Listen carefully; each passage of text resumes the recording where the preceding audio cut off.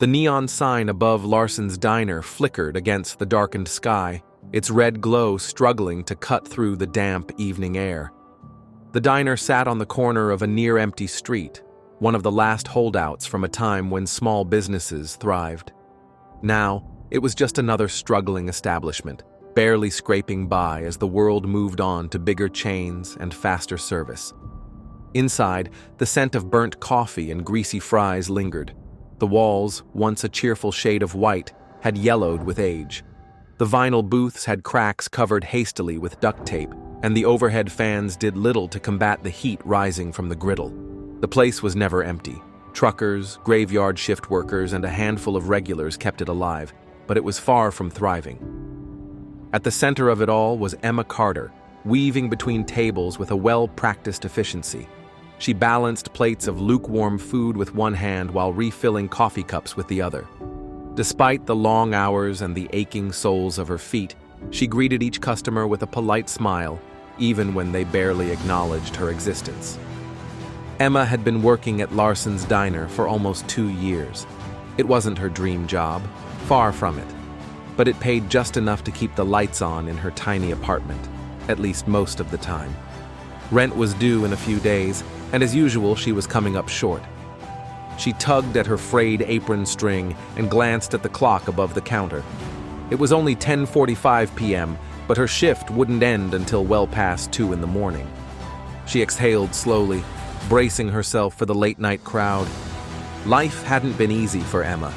At 27 years old, she had spent most of her adult life bouncing between low-paying jobs, barely making enough to stay afloat. College had never been an option.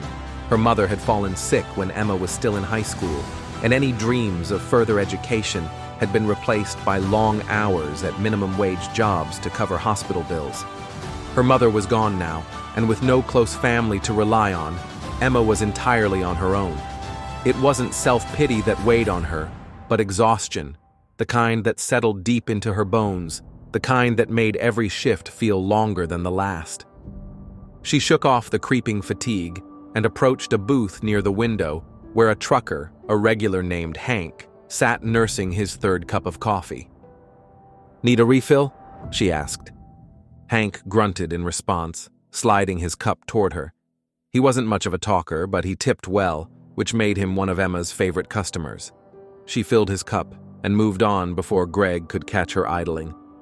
Greg Larson stood behind the counter, counting cash from the register. He was in his late 40s, stocky, with a permanently sour expression. His button-down shirt was always slightly stained, and his thinning hair did nothing to soften his sharp, predatory features. Greg had inherited the diner from his father, who had once run it with pride. But where his father had valued hard work and loyalty, Greg only cared about cutting costs and maximizing profits. If it were up to him, he'd cut half the staff, work double shifts for half the pay. "Emma!" His voice barked across the diner. She closed her eyes for half a second before turning around. "Yes, Greg? You refilled that guy's coffee, didn't you?" She blinked. "Hank? Yeah, why?" Greg scowled, slamming the cash drawer shut. "Did he ask for a refill?" Emma hesitated. "Not exactly, but..." "Then don't waste my damn coffee. You think this place runs on charity?" Her hands clenched into fists, but she forced herself to relax. "Greg, it's just coffee. He's a regular. He tips well." Greg waved her off. "I don't care. From now on, you don't give anyone anything unless they ask. Got it?" Emma bit the inside of her cheek. Fighting back wouldn't help. Greg had no patience for backtalk, and the last thing she needed was to get fired. "Got it," she muttered. Greg smirked, satisfied, and returned to counting his money. Emma returned to work, dodging spills and balancing trays of food that barely qualified as edible. The night shift always brought in a mix of characters, some decent, some unbearable. At the counter sat Marlene, a chain-smoking elderly woman who had been coming to the diner for as long as Emma could remember. She was gruff but decent, always ordering the same thing, black coffee and a grilled cheese. "Hey, sweetheart," Marlene rasped, taking a drag from her cigarette. despite the no smoking sign that Greg never bothered enforcing. "You look like hell." Emma chuckled dryly. "Gee, thanks." Marlene tapped her ashes into an empty sugar packet. "Greg still breathing down your neck?" "Always." "Bastard's gonna drop dead from a heart attack one of these days." Emma smirked but said nothing. She slid Marlene her food and moved on. At another table, a group of rowdy teenagers laughed too loudly, playing music on their phones. One of them snapped his fingers at her. "Hey, waitress, more fries." Emma bit her tongue and grabbed the order pad. "Sure, anything else?" He looked her up and down with a smirk. "Your number?" His friends burst into laughter. Emma didn't even react. She had dealt with worse. "You want those fries or not?" she asked flatly. The teen pouted but nodded. Emma walked away before they could say anything else. The hours dragged on. The register jammed, a coffee pot overflowed, and Greg yelled at a cook for overcooking a burger. Emma felt the familiar fatigue settling in. Her feet ached, her shoulders were stiff, and her patience wore thinner by the second. But she kept going because she had to. The bills wouldn't pay themselves. As she walked past the window, she caught a glimpse of movement outside, something small and low to the ground. She stopped, frowning. A dog? She only got a brief look before the door swung open and a new customer walked in. She pushed the thought aside and forced herself to smile. The night wasn't over yet. The night stretched on, thick with exhaustion, and the low hum of the diner's buzzing overhead lights. Emma had lost track of how many cups of coffee she'd refilled, how many plates she had balanced on her aching arms. She knew only one thing: her shift was nowhere near over. At 1:37 a.m., she checked the clock and exhaled. Just another hour or so to go. The dinner rush had died down, replaced by the usual late-night stragglers. Marlene had finished her last cigarette and left, muttering about the cold. The group of teenagers had finally wandered off after leaving a single crumpled dollar as a tip. Emma dumped their plates in the dish bin and wiped the table with robotic motions. Her limbs were heavy, but she had gotten used to this feeling, this permanent exhaustion that never seemed to fade. She stretched her fingers, feeling the stiffness in her knuckles. She needed a break. "Greg, I'm taking out the trash," she called over her shoulder. Greg barely looked up from counting cash at the register. "Make it quick!" Emma grabbed the overstuffed trash bag from the kitchen, wincing at its weight, and pushed open the back door. The air outside was sharp and cold, a stark contrast to the thick, greasy warmth of the diner. She welcomed the chill, taking a deep breath as she stepped onto the cracked pavement behind the building. The alley behind Larson's diner was a forgotten place, a narrow, dimly lit strip that smelled of oil and rotting leftovers. A single flickering street lamp provided weak illumination, casting long shadows against the brick walls.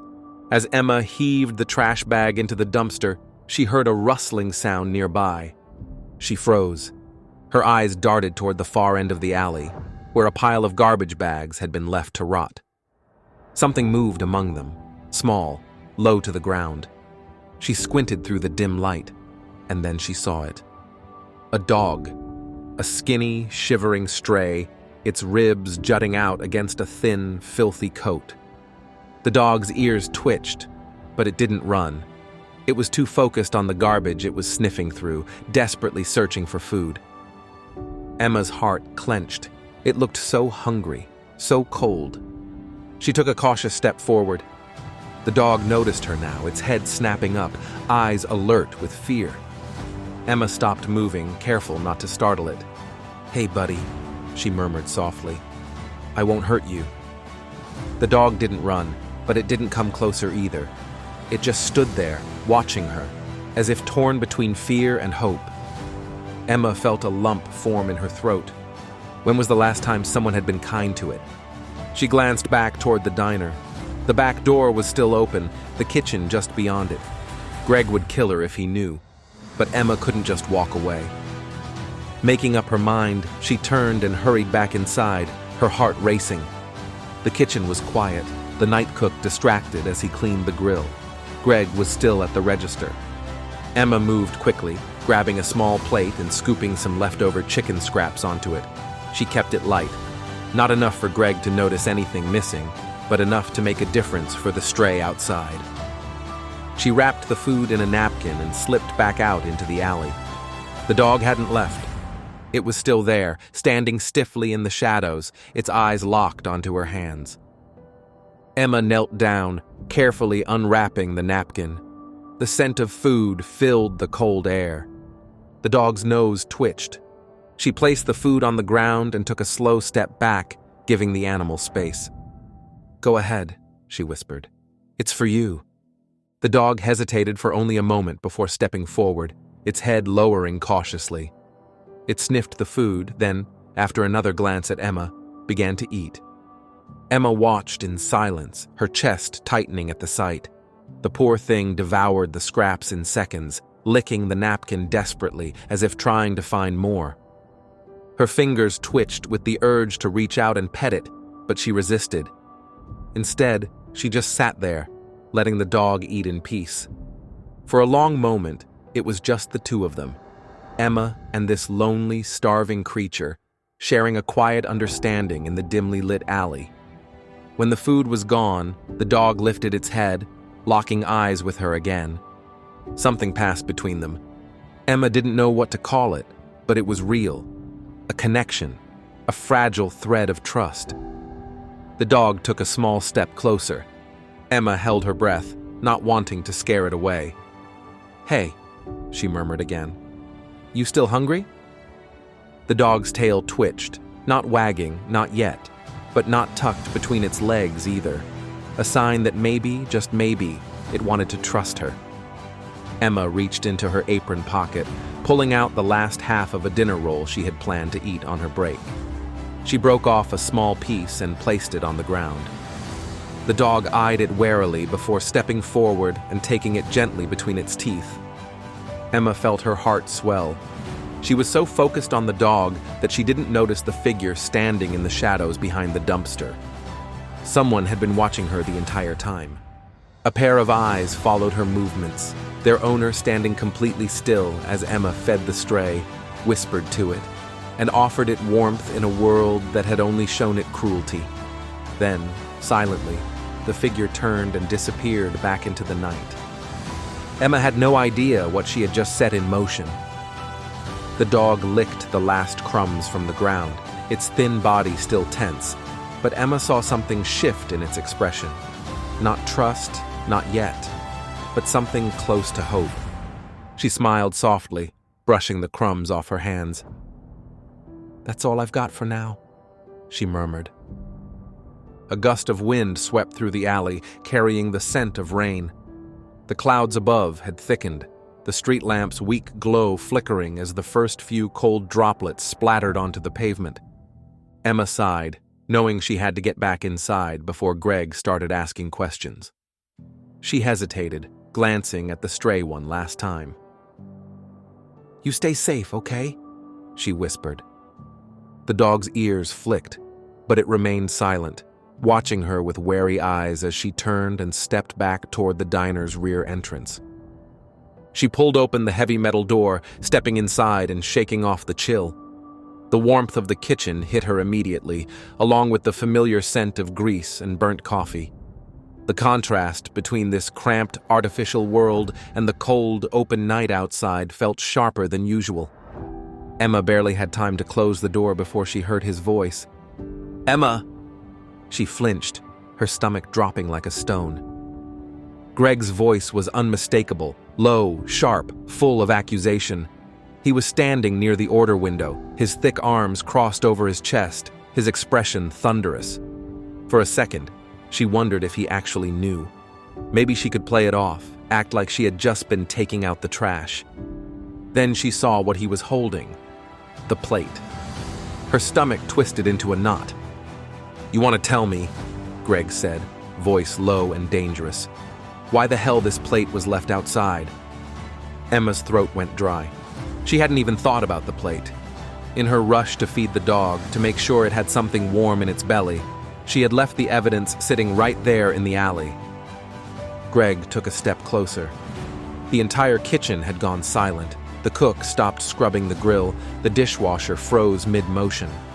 Even the customers out front could hear the anger in Greg's voice. Emma swallowed hard. "It was just some scraps," she said quickly, trying to keep her voice even.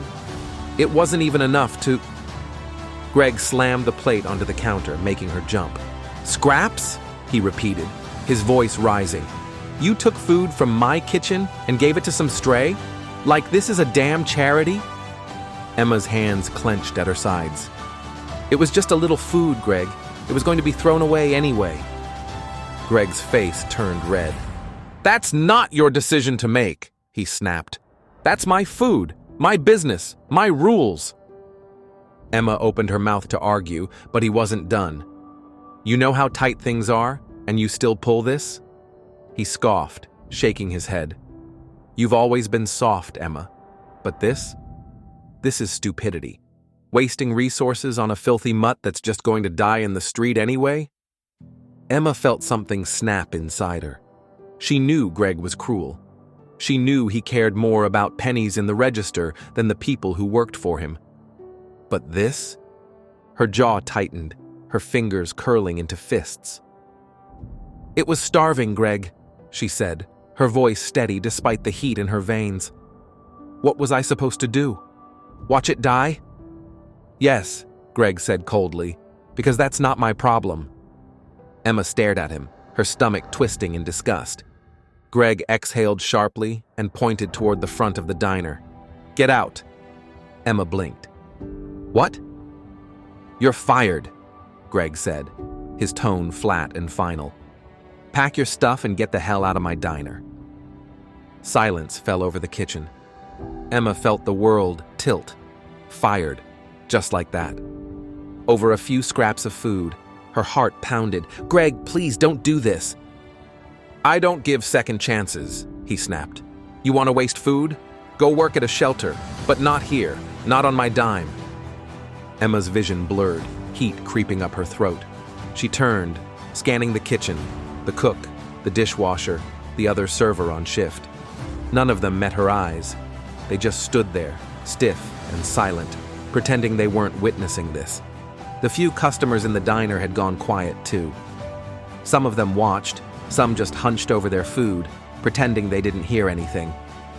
Greg crossed his arms. "Well?" he barked. "Are you deaf? Get your stuff and leave." Emma's breath came fast and shallow. She couldn't afford this. She needed this job. Her rent was due in days. Her fridge was almost empty. She had no backup plan, no savings to fall back on. And yet, she knew there was no point in begging. Greg wasn't going to change his mind. Emma's fists clenched, her pulse roaring in her ears. She wanted to scream. She wanted to throw something, to make him feel even a fraction of the humiliation he had just dumped on her. But what good would it do? Greg had already decided she was worthless to him.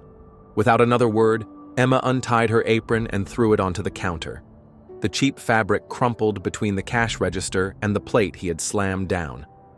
She turned, walking past the kitchen, past the booths filled with silent customers, and then she pushed open the front door and stepped out into the cold rain. The moment Emma stepped outside, the sky opened up, rain spilling over the pavement in thick, icy sheets. She didn't have a jacket. She didn't have an umbrella. She had nothing. The wind cut through her thin uniform, freezing her skin, but she barely felt it. She just stood there, staring at the empty street, rain soaking into her hair, her shoes, her clothes. She had nowhere to go. Her throat tightened and she tried to swallow it down, but the weight of it all crashed into her at once, the stress, the exhaustion, the hopelessness. Greg had humiliated her, thrown her out like she was nothing, and now she was standing in the rain, jobless, broke, and alone. Her eyes burned, but she refused to cry. A soft noise made her turn. A few feet away, half hidden beneath the diner's awning, stood the stray dog. It was watching her, ears pulled back, body curled against the cold. Emma exhaled shakily. "Looks like we're both screwed, huh?" she whispered. The dog didn't move, didn't run. It just stayed there. And for the first time since she had walked out of the diner, Emma felt a little less alone. Emma stood under the diner's flickering neon sign, cold, drenched, and numb. The rain had soaked through her thin uniform, and her damp hair clung to her face. But none of that mattered. She had just lost her job, her only source of income. Her hands trembled slightly as she hugged herself, not sure if it was from the cold or the sinking realization that she had no idea what to do next. A gust of wind sent a shiver up her spine, and she glanced toward the stray dog still huddled under the awning. It was watching her, ears pulled back, eyes wary but curious. Emma let out a weak chuckle. "Guess we're both out of luck tonight, huh?" The dog didn't respond. Of course it wouldn't, but somehow its silent presence was the only comfort she had right now. Then, suddenly, a sleek black car pulled up to the curb. Emma barely noticed at first. She was too lost in her thoughts, too focused on the pounding rain and the pit growing in her stomach. But then, the driver's side window rolled down. A deep, smooth voice called out, "Miss?" Emma blinked, turning toward the sound. The car was expensive. She didn't know much about brands, but even through the rain, she could tell this was the kind of vehicle that only wealthy people drove. The dark paint gleamed under the streetlights. The engine barely made a sound, and the tinted windows gave it an air of quiet power. Inside, sitting in the back seat, was a man in his late 50s, maybe early 60s. His sharp suit was immaculate, despite the late hour, and his piercing gray eyes studied her with an expression of calm intrigue. Emma hesitated. She had been harassed by enough men in the past to know that strangers pulling up in fancy cars usually meant trouble. "Can I help you?" she asked cautiously. The man didn't answer immediately. Instead, he leaned forward slightly, resting an elbow on the car door. "I saw what happened inside," he said simply. Emma's stomach twisted. Great. So now she had an audience to her most humiliating moment? She sighed, wiping a rain-soaked strand of hair from her face. "If you're looking for some kind of show, it's over. Feel free to move along." But the man didn't move. His eyes remained steady. "Actually," he said, "I wanted to talk to you about what you did." Emma frowned. "What I did?" He nodded toward the dog. "You fed a stray, knowing it might get you in trouble. And when it did, you stood by your choice." Emma's breath hitched. She glanced at the dog, who was now watching the exchange with interest, its tail twitching slightly. Her pulse quickened. Who was this man? "And you are?" she asked warily. The man smiled faintly, as if he had been waiting for that question. "David Sterling." The name didn't immediately ring a bell, but the way he said it, with quiet authority, made her feel like it should. Emma shifted her weight. "Okay, Mr. Sterling, what exactly do you want?" David Sterling studied her for a moment, then nodded toward the dog under the awning. "I run an animal rescue foundation," he said. "One of the largest in the state." Emma blinked. That wasn't what she expected. "I've spent years trying to find people who truly care about animals," he continued. "Not just the kind who like posting about it online, but the kind who are willing to act, even when it costs them something." Emma felt her chest tighten. "You're that kind of person," David said simply. "I saw it in there. The way you fed that dog. The way you stood up for it, even knowing you'd get fired." Emma didn't know what to say. Was this some kind of joke? "I appreciate the kind words," she said carefully. "But that doesn't change the fact that I just lost my job and don't know how I'm going to afford rent." David tilted his head slightly. "That's actually why I'm here." Emma stared at him, the cold rain still dripping down her face. "What?"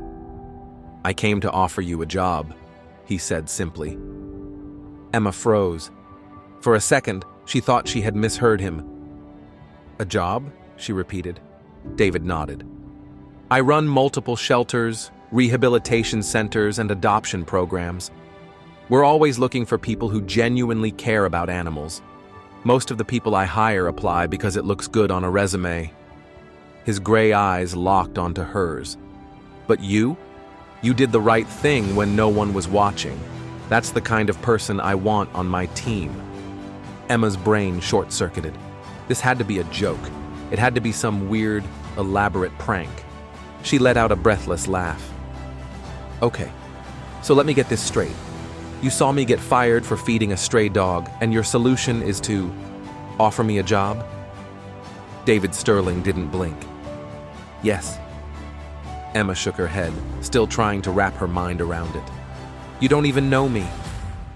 I know enough, he said simply. Emma opened her mouth, then closed it again. This didn't happen in real life. People didn't just randomly show up in fancy cars and offer life-changing jobs to broke waitresses. Is this a joke? She asked finally.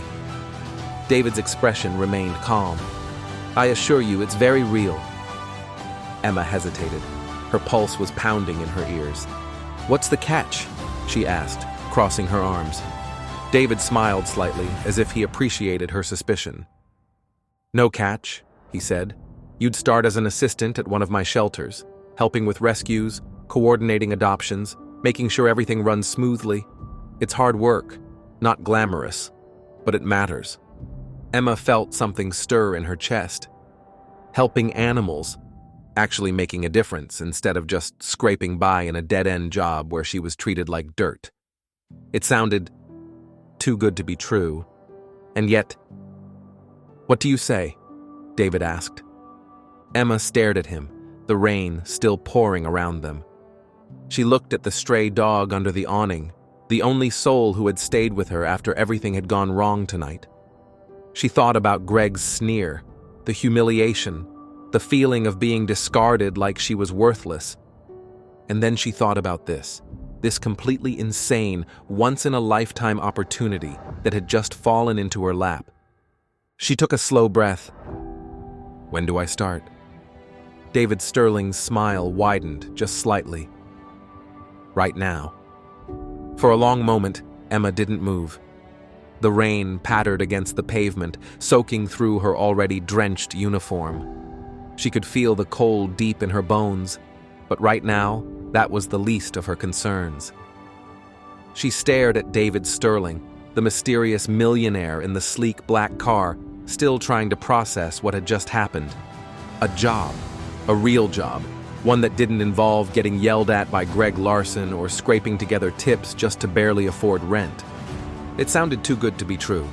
And Emma had learned a long time ago that when something seemed too good to be true, it usually was.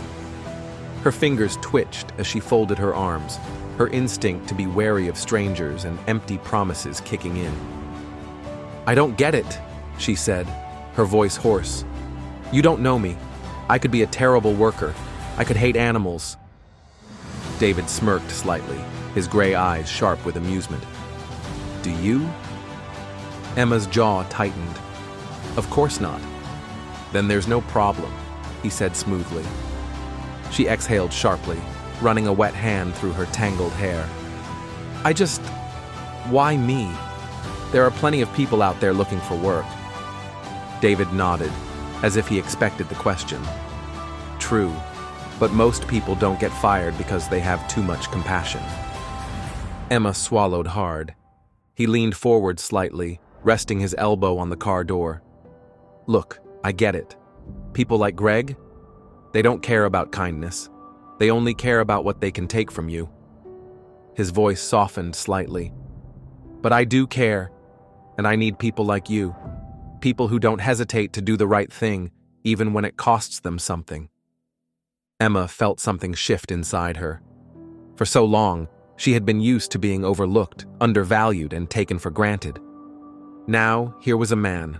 A stranger, yes, but one who saw her, truly saw her, offering her something she had never been offered before. A chance. David reached into his coat pocket and pulled out a sleek white business card. He held it out to her. "Take this," he said. "Think it over. If you're interested, call me." Emma stared at the card, hesitant. She wanted to reach for it, wanted to believe this was real. But her life had been filled with too many disappointments, too many false hopes, for her to trust in luck now. "How do I know this isn't some kind of scam?" she asked warily. David let out a soft chuckle, shaking his head. "If I wanted to scam you, Miss Carter, I'd pick someone who actually had money." Emma snorted despite herself. "Fair point." David held the card out again. "It's your choice." Emma hesitated. Then, slowly, she reached out and took it. Her fingers ran over the smooth cardstock. David Sterling, founder and CEO, Sterling Animal Rescue Foundation. A phone number, a business address. It looked legitimate. Emma stared at it, heart pounding. David's voice pulled her out of her thoughts. "Something tells me I'll be hearing from you soon." She lifted her gaze, meeting his steady gray eyes. "Maybe," she murmured. David nodded, a knowing look in his expression. Then he rolled the window back up, and the car pulled away into the rain. Emma stood there, business card clutched in her hand, her mind racing. A soft whimper made her turn. The stray dog was still there, sitting under the diner's awning, watching her with those deep, wary eyes. Emma let out a breath. Even after everything that had happened tonight, getting fired, standing in the rain, nearly losing all hope, the dog had stayed. Something about that felt important. She crouched down, extending a hand. "Hey, buddy." The dog's ears twitched. "You don't have anywhere to go, do you?" she murmured. The dog didn't move, but there was something almost expectant in its gaze, like it was waiting for her to decide something. Emma bit her lip, glancing back at the diner one last time. She had nothing left in there. But out here, she had a chance, a choice. She exhaled slowly. Then, without overthinking it, she reached forward and scooped the dog up in her arms. The stray tensed at first, clearly unused to being held, but Emma held firm, keeping her grip gentle but sure. "You're coming with me," she murmured. "We're both done with this place." The dog stilled, then slowly rested its head against her chest. Emma's throat tightened. She hugged it close, feeling its small, shivering body against hers. As she stepped away from the diner for the last time, she glanced down at the scrappy, rain-soaked dog in her arms. "You need a name," she murmured. The dog blinked up at her. Emma thought about everything that had just happened. The horrible night, the impossible stroke of luck that had just landed in her lap. Her lips curled into a small, tired smile. "Lucky," she whispered. The dog wagged its tail.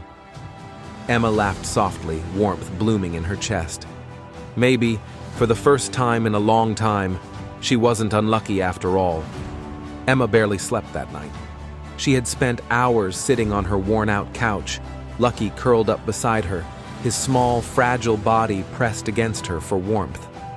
The old heater in her apartment rattled every few minutes, barely doing anything to push back the chill.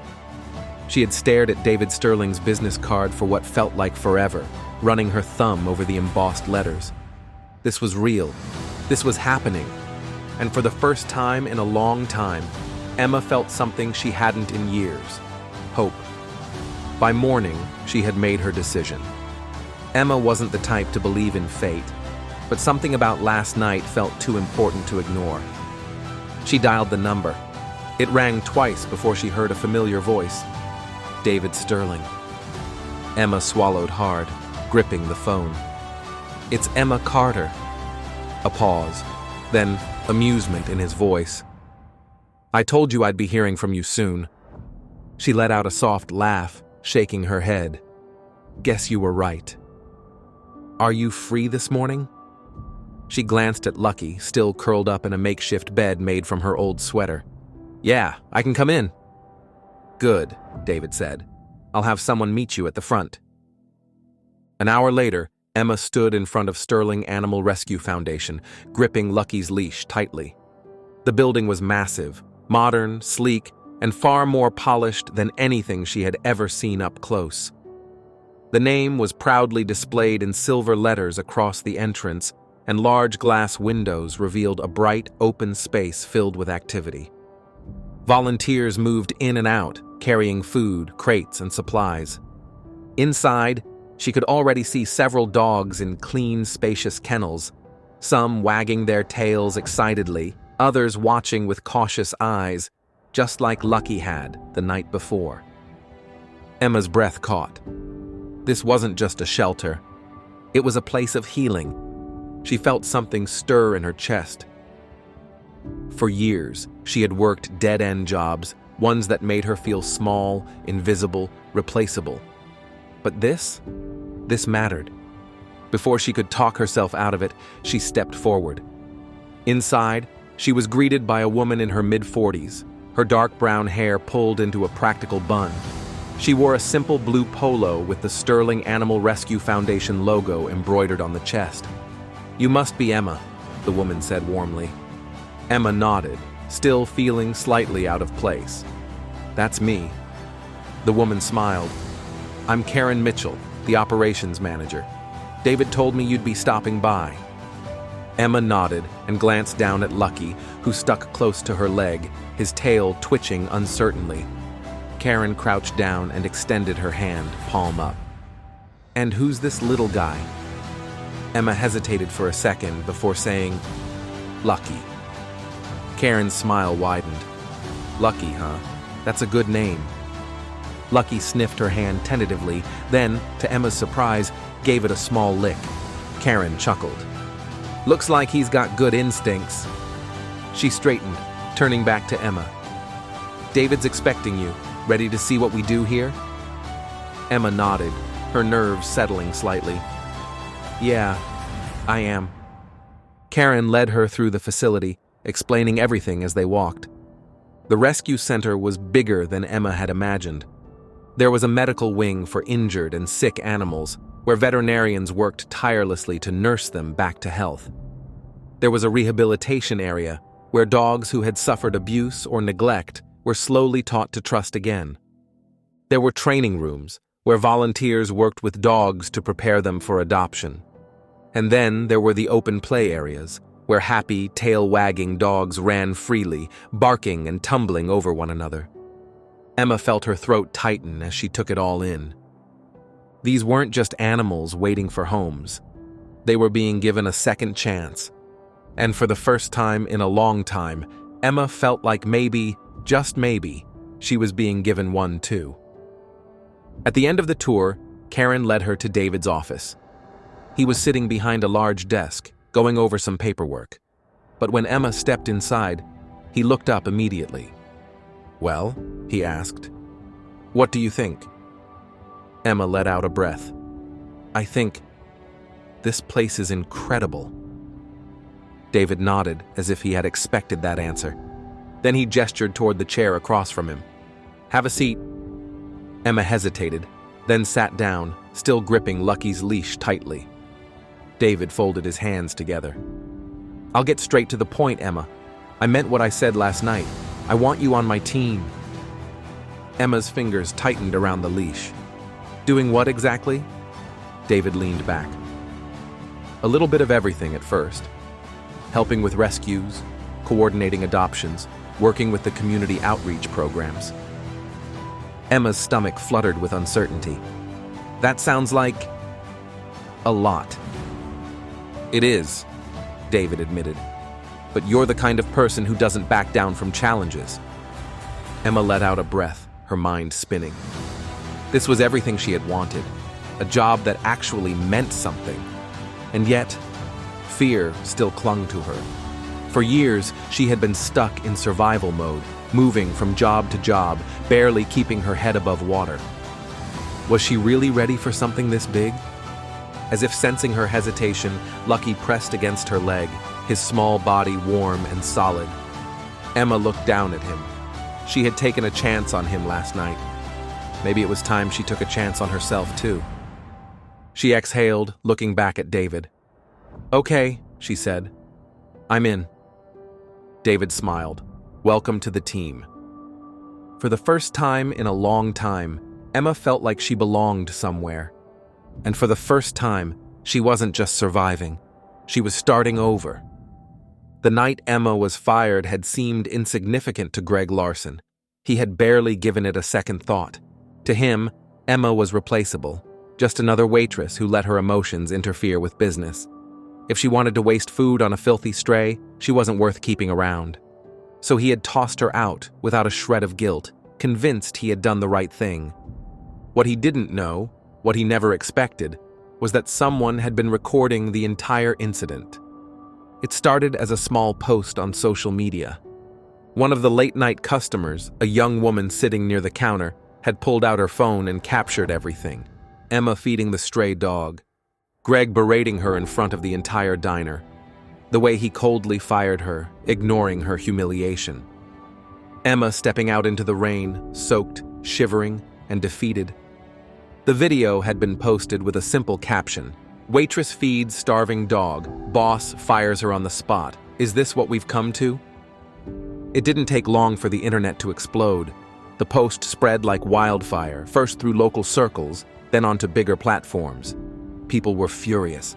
Animal lovers, minimum wage workers, and everyday people alike rallied behind Emma, condemning Greg's cruelty and heartlessness. Within hours, thousands of comments poured in. "This is disgusting. I hope she finds a better job. Boycott Larson's diner. No business should treat employees like this. Where is the waitress now? Someone needs to help her. Greg Larson, you just ruined your own business. Enjoy the consequences."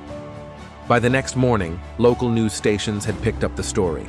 By the end of the week, national outlets were running headlines like, "Diner owner fires waitress for feeding stray dog, backlash ensues." Greg Larson had no idea what was coming. It started with a drop in customers. At first, Greg assumed it was just a slow week. But then, regulars stopped showing up. Truckers who had once filled the booths for late-night coffee and burgers suddenly went elsewhere. Families who had been coming for years now drove past without stopping. Even his most loyal customers, the ones who had tolerated his bad temper for years, had turned their backs on him. The diner's online reviews tanked overnight. One-star ratings flooded in. Terrible food, even worse owner. No respect for employees or animals. Go somewhere else. This place doesn't deserve your money.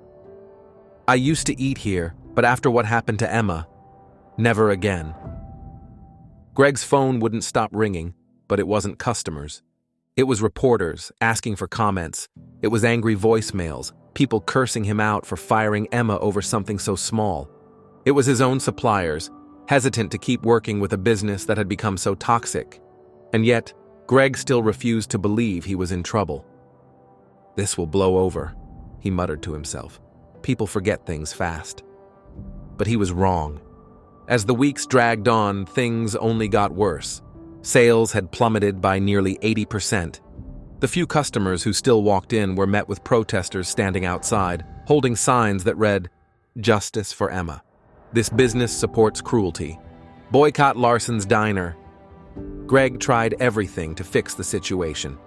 He posted a defensive statement online, insisting that he had been within his rights to fire Emma. That backfired. People ridiculed him, calling him an arrogant, greedy man who didn't deserve to run a business. He tried running discounts, offering 50% off meals to bring customers back. No one came. His remaining staff started quitting, not wanting to work for a man so hated by the community. Greg's anger turned to desperation. His bills were piling up. His landlord was pressuring him for rent. The diner, which had once been a profitable business, was now bleeding money faster than he could stop it. It happened on a gray Monday morning, just 3 weeks after Emma was fired. Greg arrived at the diner early, unlocking the doors like he had done for years. But when he stepped inside, the silence was deafening. No customers, no staff, just empty booths and a broken dream. He slumped against the counter, running a hand down his face. For the first time, reality set in. This was it. There was no coming back from this. By the end of the week, Greg had no choice but to shut down Larson's diner for good. A for lease sign was slapped onto the front window, a symbol of his failure. And just like that, the business that Greg had fought so hard to control, the one he had valued more than the people who worked for him, was gone. While Greg's world was falling apart, Emma's was just beginning to bloom. She had no idea what had happened to the diner, too busy starting a new chapter of her life. Instead of serving rude customers, she was rescuing abandoned animals. Instead of working under a cruel boss, she had a mentor who believed in her. And instead of barely surviving, she was finally living with purpose. Karma had done its job, and for the first time in a long time, Emma Carter was exactly where she was meant to be. The first few weeks at Sterling Animal Rescue Foundation were overwhelming for Emma. She had spent years working dead-end jobs, barely scraping by, her days spent taking orders, balancing trays, and dodging Greg Larson's temper. Now, for the first time in her life, she was doing work that mattered. The shelter wasn't just a place to house stray animals. It was a lifeline for creatures who had been abandoned, mistreated, or forgotten. Every single dog, cat, and even the occasional rabbit that came through its doors had a story. Emma quickly realized that many of those stories weren't so different from her own. Unwanted, overlooked, searching for a place to belong. But here, at the foundation, those animals were given a second chance. And so was she. Her first few weeks were a crash course in how much work truly went into animal rescue. David Sterling hadn't been exaggerating when he said it was hard. It wasn't just feeding dogs and playing with puppies, though there was some of that. It was waking up at 5 a.m. to help clean kennels. It was rushing injured animals to the vet, organizing adoption events, coordinating with volunteers, and handling the endless stacks of paperwork that came with running a foundation this size. At first, Emma felt out of her depth. She had no experience with this kind of work, and compared to the seasoned staff, she felt like an imposter. But David had seen something in her that day in the rain, and he hadn't been wrong. Within a few months, Emma had gone from a confused newcomer to one of the most dependable members of the team. She had a natural instinct for understanding animals, knowing which ones needed space, which ones needed patience, and which ones just needed a little love to start trusting again. She also proved to be an excellent organizer. While others focused on the hands-on care of the animals, Emma quickly became the glue that held the logistics together, coordinating adoption events, scheduling medical checkups, and even helping David with donor outreach. "She's a natural," Karen, the operations manager, told David one afternoon. "I don't know how we managed without her." David simply smiled. He had known from the very beginning that Emma was special. While Emma was adjusting to her new life, Lucky was going through his own transformation. The scrappy, half-starved mutt she had found in the rain was now unrecognizable. With proper food, medical care, and a little patience, Lucky had gained weight, his once dull coat now shiny and soft. But it wasn't just his physical appearance that had changed. At first, Lucky had been timid and wary, flinching at sudden movements and avoiding eye contact. But day by day, he had started to trust again. Emma was his person, the first human who had ever shown him kindness, and he never let her out of his sight. During the day, he followed her around the foundation, his tail wagging whenever she glanced his way. At night, he curled up at her feet, a silent reminder of how far they had both come. "He's completely different now," Karen remarked one evening as she watched Lucky trotting beside Emma. Emma smiled, scratching Lucky behind the ears. "Yeah, I guess we both are." For the first time in years, Emma didn't have to worry about rent. She didn't have to count every single dollar before buying groceries or wonder if she could afford to keep the heat on in the winter. David had made sure she was paid fairly, and while she wasn't suddenly rich, she was stable. And stability was something she had never truly known before. But more than the money, more than the security, Emma had finally found something she loved. She wasn't just surviving anymore, she was living. Every morning she woke up excited about the day ahead. Every night She went to bed knowing that what she had done that day mattered.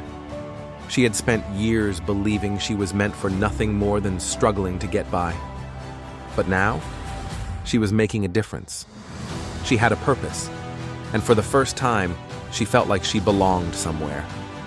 As the months passed, Emma became a key figure at the foundation. People who came in to adopt animals started recognizing her. "You're the one from that video, right?" they'd ask. "The one who got fired for feeding a stray?" Emma always laughed awkwardly, trying to brush it off. But the story had stuck.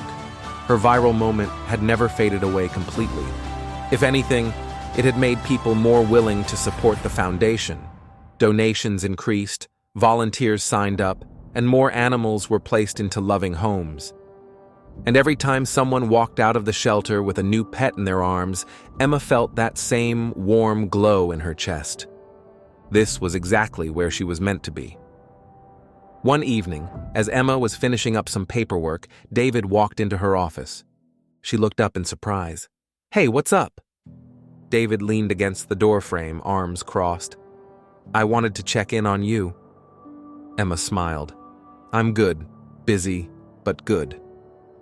He nodded, then studied her for a moment. "You've come a long way, Emma." She felt a wave of gratitude at his words. "I wouldn't be here if it weren't for you." David shook his head. "I just gave you a door to walk through. You're the one who did the hard work."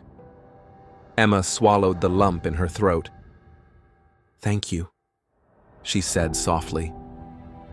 David smiled. "I have a feeling this is just the beginning for you."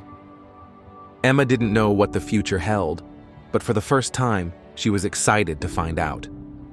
By the time 6 months had passed, Emma had fully settled into her role at Sterling Animal Rescue Foundation. She wasn't just another employee, she was a core part of the team. She had helped plan adoption events, coordinate rescues, and even handle some of the foundation's growing social media presence. The shelter's reach was expanding, and more animals were being placed in loving homes than ever before. And today was one of their biggest events yet. The foundation had set up an adoption drive in the town square, a wide open space filled with pop-up tents, crates, and playpens where potential adopters could meet the animals. It was a beautiful autumn afternoon, the air crisp but pleasant, the trees burning with shades of orange and red. The town square was bustling with people, families walking around, children excitedly pointing at the dogs and cats available for adoption. Emma stood near the registration booth, clipboard in hand, making sure everything ran smoothly. Lucky sat beside her, now a healthy, happy dog, his tail wagging as he watched the activity around them. She had never felt more at home than she did in moments like this, seeing animals find new families, knowing she had played a part in changing their lives.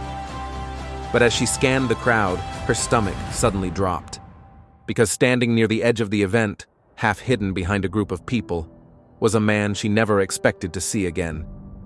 Greg Larson. Emma almost didn't recognize him at first. Gone was the arrogant, self-important diner owner she had once worked for. The man standing before her now was disheveled, thinner than she remembered, with dark circles under his eyes. His clothes were wrinkled, his posture slumped, not with anger but defeat. He looked like a man who had lost everything. Emma hesitated, gripping her clipboard tighter. Her instinct was to turn away, pretend she hadn't seen him.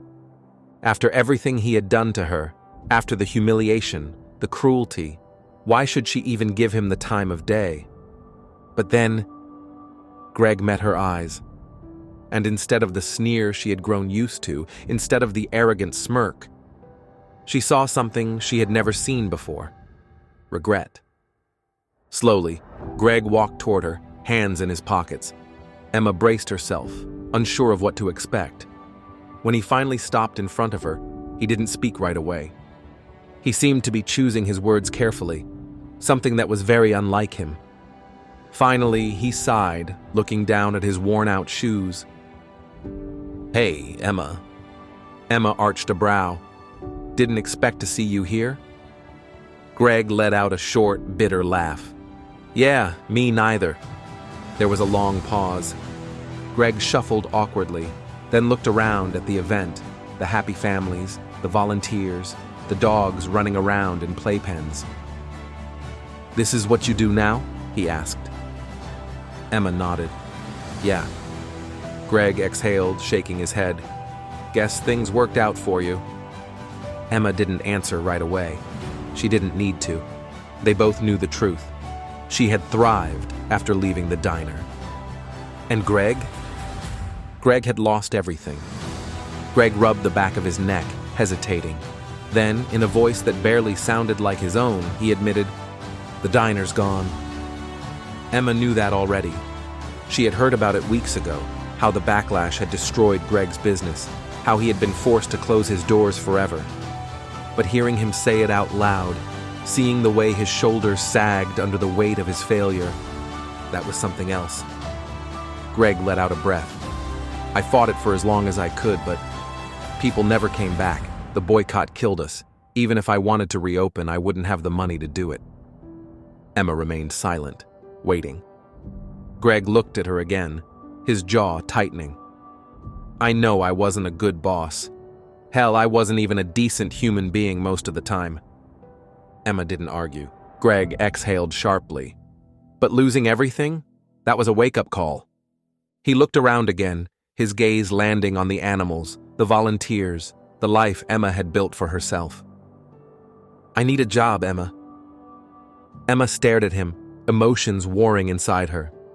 This was Greg Larson, the man who had fired her over a plate of scraps, who had embarrassed her in front of a room full of people, who had once acted like she was nothing. And now? Now he was asking for her help. For a moment, she considered saying no. Let him figure it out on his own. Let him struggle the way she had struggled. Let him feel the weight of being discarded. But then she thought about who she was now. She had spent months helping broken, abandoned animals learn to trust again. If she could do that for them, could she do the same for Greg? Emma sighed, running a hand through her hair. "Do you even like animals?" she asked finally. Greg looked genuinely caught off guard. I don't know. I've never really thought about it." Emma eyed him, trying to read his sincerity. "This isn't some easy way out, Greg. This is hard work. You can't just stand around barking orders like you did at the diner." Greg nodded quickly. "I know. I don't expect special treatment." Another pause, then softer. "I just need a chance." Emma looked down at Lucky, who had been quietly watching the whole exchange. She had taken a chance on him once, and it had changed her life. Maybe this was another chance worth taking. She sighed. "All right." Greg's head snapped up. "Wait, what?" "You can start as a volunteer," Emma said. "Nothing major. Cleaning kennels, helping out with the dogs. If you prove you can handle it, maybe we'll talk about something more permanent." Greg blinked at her, as if he hadn't expected her to actually agree. Then, for the first time ever, he looked grateful. "Yeah," he said quickly.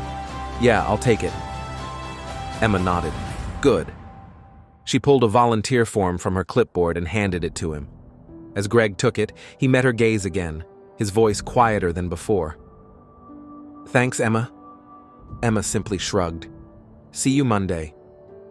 As she walked away, Lucky trotting beside her, she felt something inside her settle. She didn't know if Greg would stick around or if he'd actually change, but she knew this. She had chosen kindness, just as she always had, and no matter what happened next, that was something she would never regret. The sun had just begun to rise over the Sterling Animal Rescue Foundation, painting the sky with soft shades of pink and gold.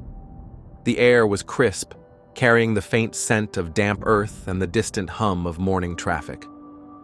Emma stood on the small balcony outside her office, a steaming cup of coffee in her hands, watching the world wake up. Beside her, Lucky sat quietly, his tail resting against her foot. He was no longer the scrappy, half-starved stray she had found that rainy night outside Larson's diner. He was healthy, strong, and full of life, a symbol of just how much had changed. And as she stood there, sipping her coffee, Emma realized something. She had changed too. A year ago, she had been a waitress living paycheck to paycheck, forced to put up with an overbearing boss who didn't respect her, let alone appreciate her.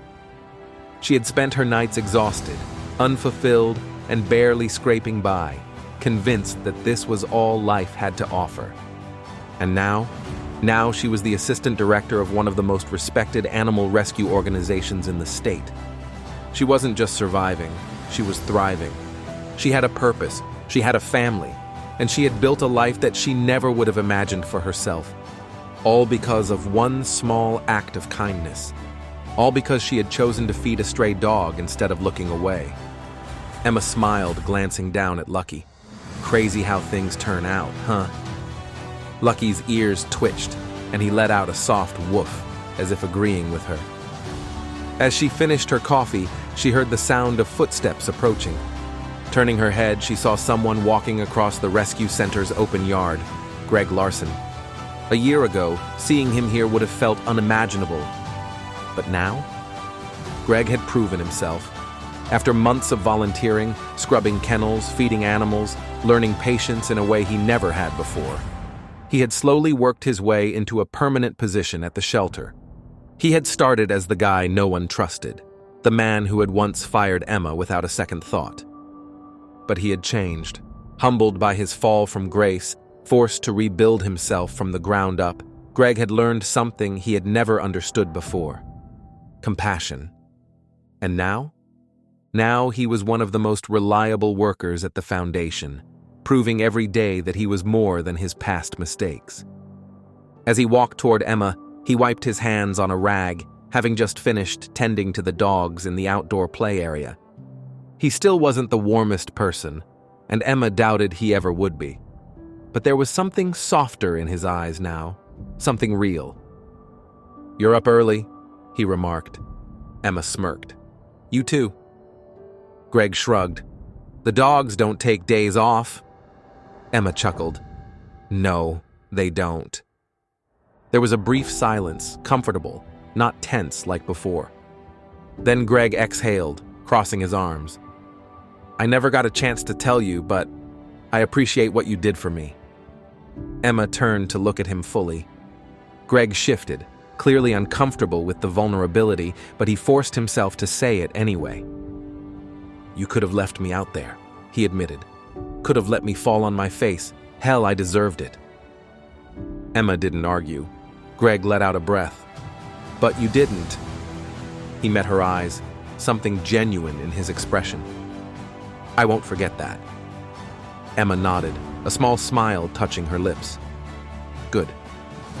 Because if there was one thing she believed in, it was this: people could change, if they wanted to, and Greg Larson had proved that. As the day officially began, Emma made her way into the main office, where David Sterling was waiting for her. The older man greeted her with a warm smile. "Morning, Emma." "Morning, boss," she replied playfully. David gestured to a stack of documents on his desk. "So, I heard you have a new idea." Emma grinned, excitement bubbling in her chest. For weeks, she had been working on a plan, a new initiative that would take the Foundation's mission to the next level. They had always focused on rescuing animals and finding them homes, but Emma wanted to do more. She wanted to expand the outreach programs, partnering with local schools and businesses to educate people on responsible pet ownership. She wanted to create a rehabilitation program for dogs with behavioral issues, ones that would normally be overlooked for adoption. And most importantly, she wanted to launch a community support program, helping low-income families keep their pets instead of surrendering them by providing food, medical care, and temporary assistance. "Too many people give up their pets because they can't afford to care for them," Emma explained passionately. "If we step in before that happens, we can keep families together and keep more animals out of shelters." David listened carefully, nodding as she spoke. When she finally finished, he leaned back in his chair, smiling. "I love it," he said. Emma's heart soared. "We'll need funding," David continued. "But I think with the right donors and partnerships, we can make this happen." Emma grinned. "I'll handle the logistics. Just give me the green light." David chuckled. "Emma, consider it greenlit." Later that evening, Emma stood outside watching the sunset, Lucky sitting beside her. The sky burned with shades of orange and violet, the last light of the day casting long shadows across the rescue center. She took a deep breath, letting the cool evening air fill her lungs. Everything had come full circle.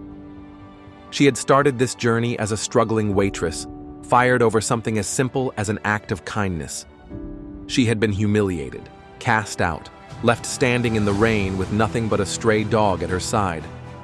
But that stray dog, that one small act of kindness, it had changed everything. She had found a purpose, a career, a family of people who believed in her. She had helped save hundreds of animals, giving them the second chance they deserved. And now, she was leading an initiative that would change even more lives, not just for animals, but for the people who loved them. Emma knelt down, rubbing Lucky's head. "Guess we did all right, huh?" she whispered. Lucky licked her hand, his tail thumping against the ground. Emma smiled, warmth spreading through her chest. This was her life now, and for the first time in forever, she wouldn't change a single thing. Because kindness always comes full circle.